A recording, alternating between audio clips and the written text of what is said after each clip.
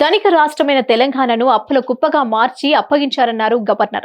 రాష్ట్ర ఆర్థిక వ్యవస్థను గత ప్రభుత్వం చిన్నాభిన్నం చేసిందని గవర్నర్ తమిళసై సౌందర్యరాజన్ చెప్పుకొచ్చారు. రాష్ట్రాన్ని అప్పులమయం చేసి అప్పగించారని, దాన్ని పునర్నిర్మించే ప్రయత్నం చేస్తున్నామని తెలిపారు.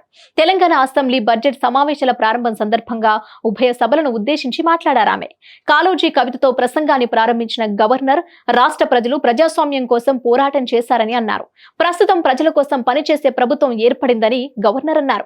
ప్రజా ప్రభుత్వం అధికారంలోకి రాగానే కంచెలన్నీ తొలగించామని, ప్రగతి భవన్ ప్రజాభవన్ గా అందుబాటులోకి వచ్చిందని చెప్పారు. ఇక ఎన్నికల సమయంలో ప్రజలకిచ్చిన హామీలన్నింటినీ నిలబెట్టుకుంటామని గవర్నర్ తమిళసై అన్నారు.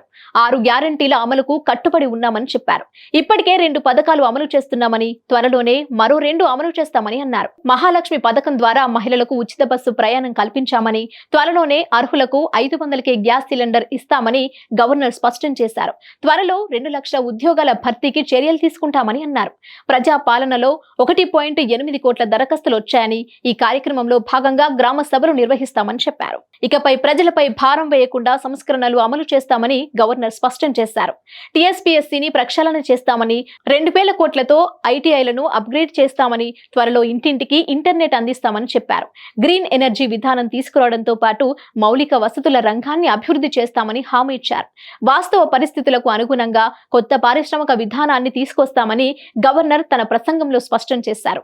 ఏకో టూరిజం హబ్లుగా హుస్సేన్ సాగర్, లక్నోవరంను తీర్చిదిద్దడంతో పాటు క్రీడారంగంలో మౌలిక సదుపాయాలు కల్పిస్తామని చెప్పారు. మూసీ ప్రక్షాళనకు ప్రత్యేక ప్రణాళిక అమలు చేస్తామని స్పష్టం చేశారు.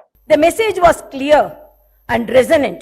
The people of Telangana earned for freedom, democracy and governance that reflected their aspirations.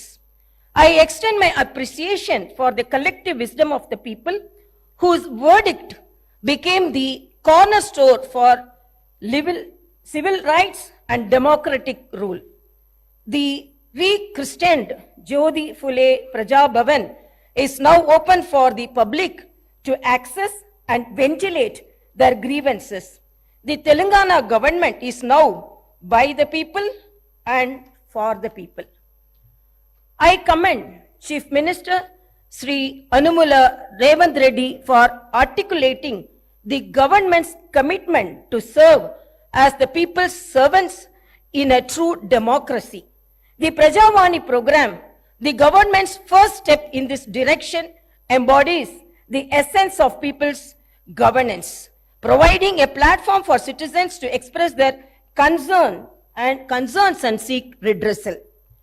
Telangana was born out of the aspirations of 4 crore people and the sacrifices of the youth and the relentless struggles of students.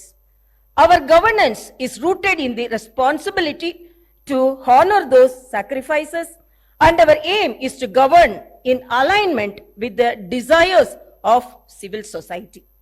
The government expresses gratitude to all those parties and leaders who played a pivotal role in the creation of Telangana, especially acknowledging the efforts of the then UPA government and the Prime Minister Dr. Manmohan Singh.